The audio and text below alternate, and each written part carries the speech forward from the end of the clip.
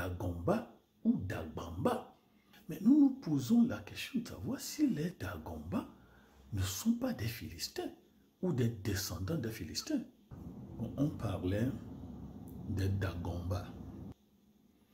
Et on nous dit que c'est Toraji qui, au XIe siècle, a créé le pays Dagomba. Il serait venu de l'est du lac Tchad, fait escale à Zamfara, au nord du Nigeria, passa par le Mali et est arrivé au Ghana. Et selon une publication de Tchapali, les noms propres et le nombre en Kabylie, Université de Kara, document publié en 2015, le mot Mba veut dire originaire de.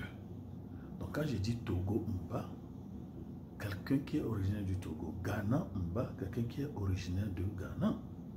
Alors, Dagomba, stylistiquement, voudra dire quelqu'un qui est originaire de Dagon. Et nous nous demandions si les Dagomba soient alors originaires du pays de Dagon. Pays de Dagon où le chef du panthéon dagonais, c'est le dieu Baal, le dieu Dagon. Pourquoi? D'abord, Dagon Mba, originaire de Dagon. 2. La zone qu'on appelle aujourd'hui le royaume d'Agomba faisait partie du Soudan du Sud ou des territoires du Nord. Et selon la tradition orale recueillie par Tamekoué, que là-bas il y avait des géants assez longs, des gens assez forts.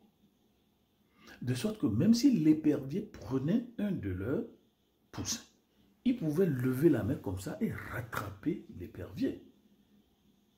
Voilà des géants, les Anakim, d'où sont sortis les Philistins, les fils d'Anak. Donc ceci doit nous dire beaucoup de choses. Donc on nous dit, les géants sont restés dans notre vocabulaire. On les appelle les condors ou les Tiomiens. Tiomiens, écoutez, Tiomiens, les os se sont taris. Les os se sont taris.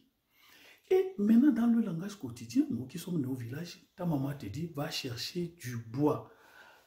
Il faut Anaké, les fils d'Anak, les Anakim. Anaké. Anaké ne veut pas dire bois. Bois veut dire ati. Donc, quand on dit va for Anaké, va trouver quelque chose qui est plus long que toi. Est-ce que ce n'est pas du symbolisme, de la connaissance, sinon même de l'expérience, sinon même du contact avec les Anakim? Va for Anaké, va trouver quelque chose qui est plus long, qui est plus géant que toi. Alors les Anakim, les descendants des Néphilim, ont-ils foulé le sol africain? Et on nous dit que leur voix portait même jusqu'à 20 km.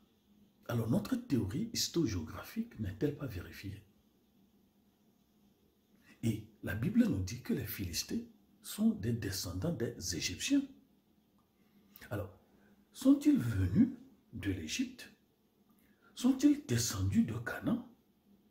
Mais autre chose qu'on a constaté, au Pérou, le mot Bamba veut dire non authentique. Au Pérou, le mot Bamba veut dire non authentique. Autrement dit, pourquoi est-ce qu'on les appelle Dagomba ou Dagbamba? Donc vous avez Dag, Bamba, quelque chose qui est inhabituel à Dagon. Autrement dit, selon ma théorie, des gens qui sont descendus de Dagon, ou bien des Philistins, ou bien des géants, mais qui ont, au fil des années, perdu la dagonisation de leur religion. Dagomba ou Dagbamba.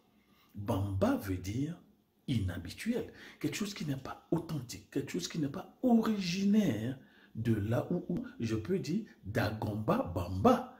Autrement dit, des gens qui sont originaires de Dagon, mais qui sont devenus inhabituels ou inauthentiques à Dagon. Selon un document publié par M. Fouzi en 2021, on a fait parler de l'appropriation de ce que nous sommes en train de dire. Et citant Tamekwe, la première personne à avoir écrit sur Dagon, on nous a dit qu'il y avait une race qui habitait ce milieu. Et la race-là était venue de l'Arabie. Et selon Tamekwe, cité par Ibrahim, et ce peuple, après la confusion des langues, là nous sommes dans Genèse chapitre 11, la tribu de Had, qui est le fils de Ouz, le fils d'Aram, le fils de Shem, le fils de Noé,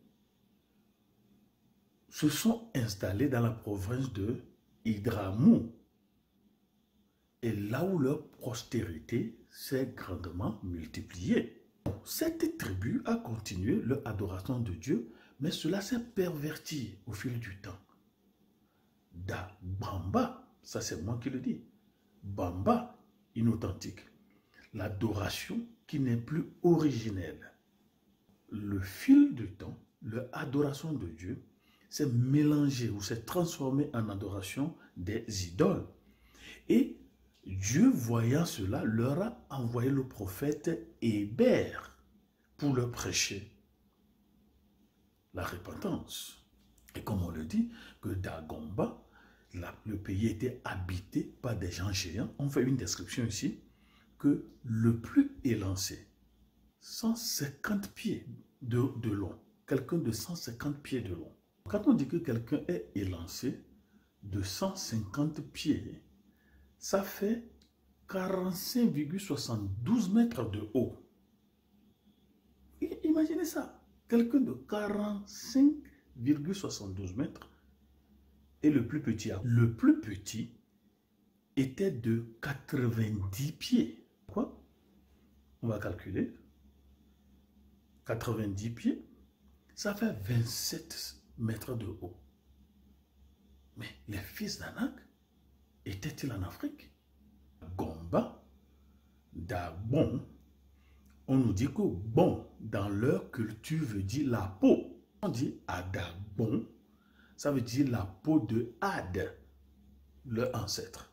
Selon Tamekwe, celui qui le premier a écrit sur les Dagomba, disait qu'ils sont des descendants de Noé.